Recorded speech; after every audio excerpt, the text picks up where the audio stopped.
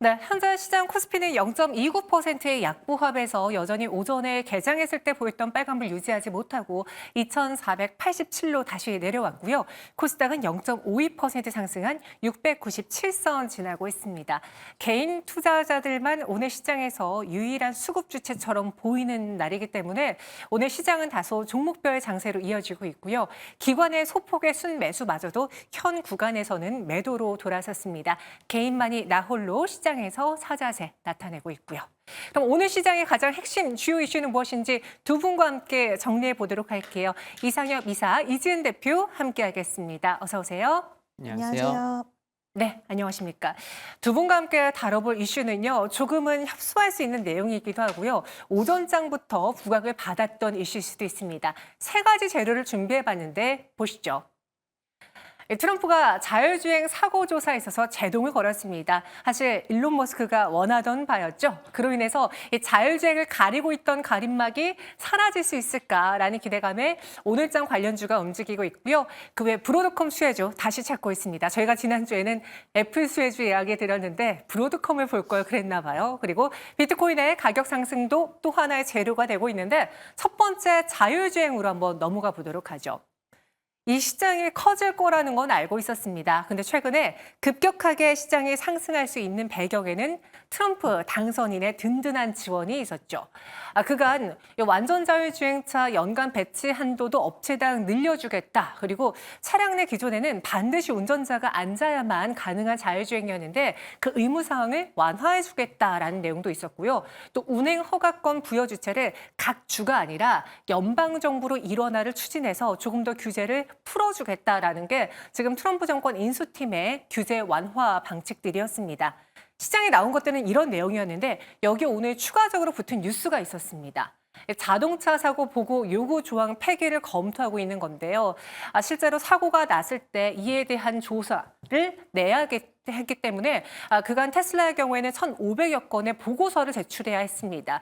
어떻게 보면 테슬라 입장 쪽에서는 조금 불편한 절차였을 수 있겠죠. 그런데 이를 폐기함을 검토하고 있다라고 하면서 정부의 역할을 다소 무력화할 것으로 시장은 예상하고 있습니다. 또 그 외에 테슬라 AI 기반 FSD 버전 13의 자율주행 소프트웨어가 출시될 예정이고 그리고 이후 역시도 이 신재생 그중에서도 자율주행차, 전기차에 대해서도 신차의 ADAS 장착 의무화를 결정하고 있기 때문에 이 자율주행 시장이 커질 수밖에 없는 포인트가 이렇게 많습니다. 국내에서도 많은 종목들이 올라주긴 하는데 실제적으로 테슬라와 격차만 벌어지는 건 아닌지 아니면 테슬라 훈풍을 국내 자율주행 테마도 같이 이어갈 수 있는지 그 점이 가장 궁금하실 것 같아서 오늘의 재료로 꼽아봤어요. 이상엽 이사님. 확실히 트럼프 정권 인수팀이 계속 무언가 규제를 완화하는 것들을 이야기하고 있는데 오늘 나온 이 소식에 따라서 봤을 때 자율주행 시장에 미치는 그 시사점 어떤 것들이 있을까요? 앞에서 이제 앵커님께서 많이 말씀을 해주셨는데, 말씀해주신 그런 부분들도 계속해서 중장기적으로 관심이 필요하다고 이제 말씀을 드리고 싶고, 이제, 일론 머스크가 좀 가려웠던 부분을 트럼프 이제 2기가 시작되면 정말 뭐 필요한 부분들을 뭐 적극적으로 또 많이 지원해주지 않을까 그런 기대가 계속해서 있는 상황인데 정말 볼 큰 흐름에서 뭐 자율주행도 그렇고요, 우주도 그렇고요, 로봇도 그렇고요, 볼만한 것들이 뭐 10개 이상 그렇게 많은 게 아니고 그냥 몇 가지입니다. 그래서 그쪽과 관련된 부분은 계속 관심이 필요하다는 거고 워낙 또 이제 뭐 주행 실습 뭐 워낙 또 많은 데이터를 가지고 자율주행 시대를 완전 자율주행 시대를 준비하고 있기 때문에 뭐 관련된 뭐 사고는 뭐 다른 경쟁업체보다는 뭐 월등하게 좀 많을 수밖에 없는 게 아닌가. 그 역설적으로 그렇게도 좀 말씀드릴 수 있을 것 같고요. 그래서 그동안 한 1,500건 이상의 한 충돌 사건을 이제 보고를 했다고 하더라고요. 그렇기 때문에 이런 관련된 뭐 사고 보고 요구 조항을 삭제한다고 하면은 뭐 심리적으로도 뭐 투심에도 부담이 이제 경감될 수 있겠다라는 게 중요한 것 같고 또 뭐 앞에서 이제 전기차도 말씀해 주셨는데 저가형 전기차도 내년 상반기에 출시될 것으로 기대가 되는 것도 있고 또 내년 일정들이 또 몇 개가 있죠. 그래서 뭐 중국이랑 또 유럽에서는 완전 자율주행 또 출시를 이르면 1분기 얘기가 나오고 있습니다. 이제 멀지 않았기 때문에 이런 좀 큰 이게 관심이 필요한 섹터인데 또 일정도 있기 때문에 정말 주식시장만 놓고 보더라도 계속해서 관심이 필요하다. 뭐 그렇게 좀 정리해 볼 수 있지 않을까 생각을 해봅니다. 이게 완벽한 자유시장의 개화를 알리는 신호탄으로 봐도 될까요, 이사님? 그러니까 이제 네. 완벽하다는 것을 어떻게 정의하느냐에 따라서 좀 다를 수 있을 것 같은데 이 완벽하다는 게 정말 뭐 사고가 하나도 없다. 그렇게를 정의한다고 하면은 완벽한 건 아니겠죠. 그래서 계속해서 좀 AI도 계속 발달이 필요하고요. 정말 시간이 흐르면 흐를수록 우주랑도 자율주행은 이제 이렇게 계속해서 기술이 발달하면서 공통점으로 겹치는 부분들이 있기 때문에 좀 완벽하다 뭐 그런 거는 좀 정의를 어떻게 하냐에 따라서 좀 다를 수 있겠다라는 생각을 해볼 수가 있겠는데 앞에서도 좀 뭐 경쟁과 관련돼서 말씀을 하셨는데 어느 때보다 시간이 가면 갈수록 부각받을 수밖에 없는 것 같습니다. 이게 경쟁 우위가 나타날 것으로 전망이 되는데 왜냐하면은 GM과 포드가 뭐 투자도 중단했죠. 현대차 관련된 쪽은 뭐 구조 조정을 하고 있고 그러면은 이쪽에 정말 더 부각받을 수밖에 없다. 그래서 테슬라의 뭐 내년 말에 시가총액 지금 현재 한 1조 한 4천억 달러 되잖아요. 근데 한 2조 달러도 전망이 되고 있는 게 큰 모멘텀으로는 자율주행이랑 뭐 옵티머스도 좀 부각을 뭐 보수를 줬다고는 하지만 그래서 지금 더 부각받을 수밖에 없다는 점에 좀 초점을 맞추면 좋지 않을까 생각합니다. 네, 이지은 대표님, 이상효 이사님, 사실 자율주행 시장 커진다는 거 누가 반발하고 누가 반박하겠습니까? 알고 있는데 이걸 투자 포인트로 가져가 봤을 때 어떻게 보면 테슬라와 국내 기업들 간의 투자라던가 뭐 기술 격차만 더 벌어지는 뉴스로 작용하는 거 아니야? 라고 생각하실 수도 있거든요. 이지은 대표님의 생각은 어떠세요? 국내 증시에 순기능으로 영향을 줄까요? 악기능으로 영향을 줄까요? 저는 순기능 쪽이라고 생각을 하는데요. 우리나라 자율주행 관련돼서 사실 현대차 같은 경우에도 웨이모 쪽으로 파운드리 사업 진출에 대한 이야기가 나왔지만 구체적으로 과시화된 부분은 없었기 때문에 사실 완성차보다는 부품 쪽은 기대감 좀 가져갈 수 있다라고 보고 있는데요. 완성차 업체들은 오히려 경쟁 구도에 놓일 수 있지만 지금 부품 기업들은 향후 기대감적인 측면으로 좀 이어질 수 있을 것이라 보입니다. 지금 퓨런티어 같은 경우에 카메라 모듈 공정 설비 기업인데 테슬라향으로 이미 밸류체인 기업으로 포함이 되어 있어서 오늘 시세 흐름이 굉장히 강했는데요. 관련돼서 뭐 라이다라든지 이쪽들 테슬라가 라이다 같은 경우에는 부품 가격이 비싸서 채택을 하지 않겠다라고 얘기한 부분과 계속해서 채택에 대한 기대감이 아예 사라진 건 아니지만 이런 부품단의 종목군들도 이제 앞으로 채택이 될 수도 있지 않을까라는 그런 기대감적인 부분들 요소 가져갈 수 있기 때문에 오히려 부품 관련돼서는 이제 시작점으로 기대적인 측면들이 더 많이 있다라고 보고 있어서 저는 부품 쪽 종목들을 보시는 게 맞지 않을까라고 생각이 들고요. 물론 아직은 이제 뭐 퓨런티어 같은 경우에는 테슬라 관련돼서 밸류체인 기업이라고 하지만 다른 부품 종목들 같은 경우에는 실질적으로 수혜로 연결할 수 있는 고리들이 크게 발생한 구간은 조립이 되지는 않았기 때문에 이런 부분들이 시기적으로 좀 시간이 걸리거나 그리고 향후 시간이 지나고 나서 우리나라는 역시 실질적인 수혜주는 몇 개 없었다라는 쪽으로 좀 방향성이 틀어질 수도 있겠지만 지금은 그런 시기까지는 아니고 오히려 좀 초입 구간이기 때문에 지금 시장 확장에 대해서 앞으로 자율주행 시장에 대한 큰 기대감적인 측면이 더 작용이 많이 되는 시기라고 판단을 합니다. 그래서 저는 부품 종목들 여전히 관심권 좀 유효하다라고 판단이 들어서 지속 관심 있게 부품주들 보시면 좋을 것 같습니다. 관련 부품 쪽에 더 투자 의견을 주셨는데 이상효 비사님도 동의하시는지 사실 그동안 자율주행 하면은 현대차, 기아 그리고 그와 관련된 벤더 쪽을 좀 많이 봤던 게 사실이었거든요. 어떻게 판단하세요?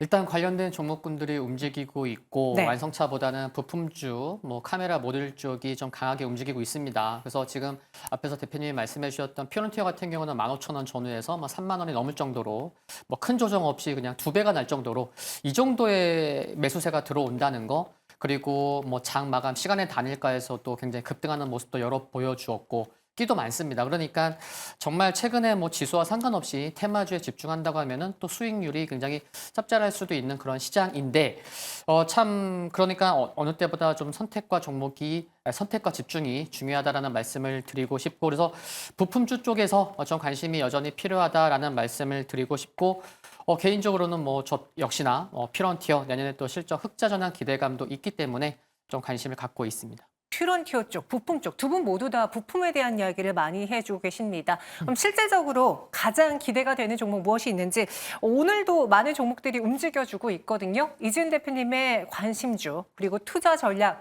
자율주행단에서는 어떻게 세워보시겠습니까?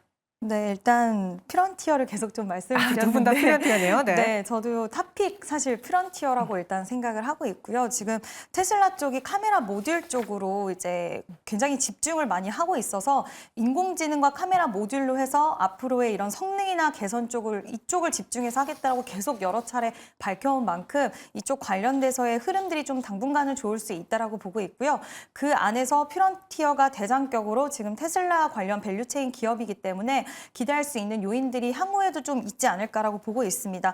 다만 지금 신규로 접근하시는 분들은 살짝 부담스러우실 수는 있을 것 같아요. 오늘 또 갭상승 출발을 했기 때문에 부담스러우실 수는 있을 것 같다라고 생각은 들지만 저는 32,000원 이상까지의 가격도 좀 무난하게 갈 수 있지 않을까라고 보고 있고 최근에 시장이 이제 우리가 정치적인 불확실성, 정치적 리스크가 커지면서 예전에 트럼프 관련된 수혜주 종목군들도 같이 조정을 겪었습니다. 근데 오늘 좀 보시면 지금 우주항공 그리고 뭐 드론 그리고 자율주행 이런 섹터 종목들이 시장이 반등 나올 때 가장 좀 빠르게 반등이 나오는 모습들을 확인을 할 수가 있는데 물론 실적 기반한 종목들 그리고 또 우리가 테마성으로 지금 당장 재료와 모멘텀이 있는 쪽을 어디를 봤을까라고 했을 때 여전히 트럼프 관련돼서 확장할 수 있는 섹터 쪽 이쪽이 시장의 관심도는 가장 크다라고 생각이 들어서 당분간은 수급 유입이라든지 이런 것들 좀 이어질 수 있을 거라고 보고 있습니다. 그래서 신규 접근은 좀 부담스러우실 수는 있겠지만 보유하신 분들은 지속 보유 좀 유지하실 수 있을 것 같고요.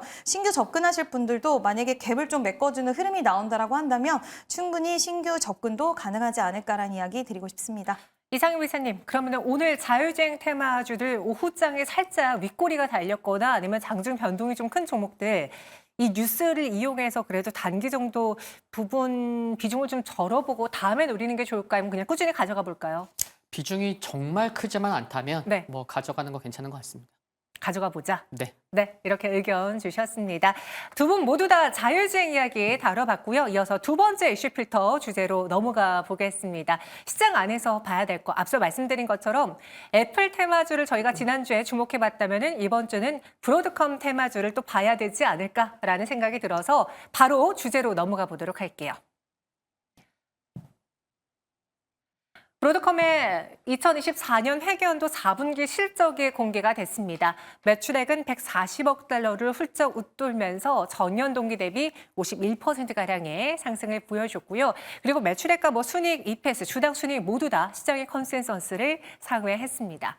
앞으로 1년 동안의 그 성적표를 봤을 때도요. 브로드컴은 돈을 잘 벌어들였고요. 그 안에서 매출액의 반도체 비중이 한 58% 차지하는 301억 달러를 기록했고 그 301억 달러 안에서 AI가 차지하는 매출 비중은 112억 달러였습니다.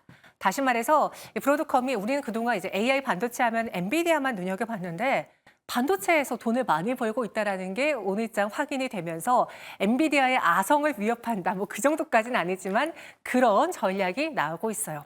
앞으로 신규 고객사도 추가가 되면서 차세대 AI XPU 개발 중에 있다라고 발표를 했고요. 이 AI 시장은 성장을 하면서 2027년 회계연도까지 XPU와 네트워크 관련 서비스 기능 시장 규모가 무려 900억 달러에 이르지 않을까라고 시장은 전망을 하고 있습니다. 그로 인해서 오늘장 브로드컴이 과연 어떻게 국내 시장에 녹여낼 수 있을까? 아, 반도체 매출이 잘 나왔구나. 그중에 AI 매출? 그럼 AI 반도체로 가봐야 될까? 이렇게 접근하신 분들도 많은 것 같은데요. 이진 대표님, 이 브로드컴의 호실적을 국내 시장에서 투자 포인트로 잡기 위해서는 어떤 키워드를 주목해 봐야 될까요? 저도 오늘 좀 고민을 많이 해봤는데 네. 일단 브로드컴과 관련돼서는 사실 오늘 가장 좀 움직임이 강하게 나오는 쪽을 보시는 게 맞지 않을까라고 보고 있는데 그게 유리기판 쪽이었어요. 유리기판 관련돼서 지금 브로드컴이 뭐 애플이라든지 메타 이런 다른 기업들이 엔비디아 칩이 워낙 비싸다 보니까 자사 칩을 만들어내려는 그런 움직임이 나와주고 있고 거기서 유리기판을 적용함으로써 더욱더 퀄리티를 좀 높이고자 하는 움직임이 나와주고 있다라고 생각을 합니다. 근데 그와 이제 또 연결해서 생각을 해보면 지금 엔비디아도 그동안 꾸준하게 유리기판에 대해서 언급을 하긴 했지만 아직까지 뭐 성과라던가 구체화적인 부분들이 나온 적이 없었는데 여기서 지금 자사칩을 만들고자 하는 기업들과 함께 브로드컴이 만들어내는 과정 속에서 유리기판에 대한 언급이 나와줬기 때문에 당분간은 이러한 흐름들이 오늘 시세가 또 시장에서는 유리기판 쪽이 가장 강하게 움직였기 때문에 그와 관련돼서 기판 쪽을 좀 보시면 어떨까라고 생각을 하고 있고요. 전반적으로 이번 실적에서 우리가 좀 느낄 수 있었던 부분은 AI 시장에 대한 성장성, 특히 하드웨어 쪽에 대한 성장이라던가 이런 쪽에 대해서 우리가 살짝은 좀 뭐 둔화되는 건 아니지만 지금 뭐 HBM 시장 그리고 앞으로의 AI 시장의 성장과 캐펙스 투자라던가 이런 부분들에 대해서 이런 전체적인 다시 한번 좀 확인을 할 수 있는 기조들이 나왔지 않나라고 생각을 하고 있고요. 지금 1년 동안 생성형 AI 인프라 수요가 급증을 했고 AI 관련된 매출이 220% 상승을 했는데 이 부분은 AI 관련된 종목들의 시세 흐름이 당분간은 좀 더 탄력 있게 만들어줄 수 있는 요인이라고 생각을 하고 있고 그 안에서는 아까 앞서서 말씀드렸다시피 유리기판 관련된 종목들도 같이 좀 지켜보시면 좋을 것 같습니다. 네, 제가 서두에 그런 이야기를 했는데 뭐 엔비디아 아성을 노린다라고 하는데 사실 이상임 이사님 그렇게 해석하기는 좀 과대 해석이죠? 네, 저 역시나 그런 생각이고, 네. 근데 이제 뭐 대항마를 쓰면서까지 또 의미 있는 또 상승, 의미 있는 시가총액을 돌파했고, 또 의미 있는 시가총액을 돌파할 때 한국에서도 그렇지만 그 의미 있는 시가총액을 돌파할 때는 급등이 좀 나오는 경우가 많죠. 그게 또 의미 있는 상승이고, 그래서 뭐 좀 의미를 좀 부여할 수 있지 않을까 생각이 들고, 그리고 또 이제 좀 더 부각받는 이유는 뭐 아시는 분도 계시겠지만 이제 뭐 구글이나 뭐 메타나 바이트댄스랑 이제 이쪽에서의 또 AI 반도체 또 클러스터를 만들려는 협업 기대감이 이게 뭐 겨우 한 6개월, 1년 내에 그런 모멘텀이 아니고 한 2, 3년 이상을 볼 수 있는 모멘텀이기 때문에 대항마를 쓰면서까지도 뭔가 좀 이제 관심이 필요한 게 아닌가. 그리고 한 1, 2년 전부터 정말 엔비디아랑 계속해서 독주가 나올까? 아니야, 경쟁업체가 나올 수 있을 텐데 이런 얘기 나왔었거든요. 그러면 이제부터는 좀 SK 이쪽 이제 브로드컴이 정말 대항마가 되는 거 아니야? 이렇게 시장에서 관심을 가진 것만으로도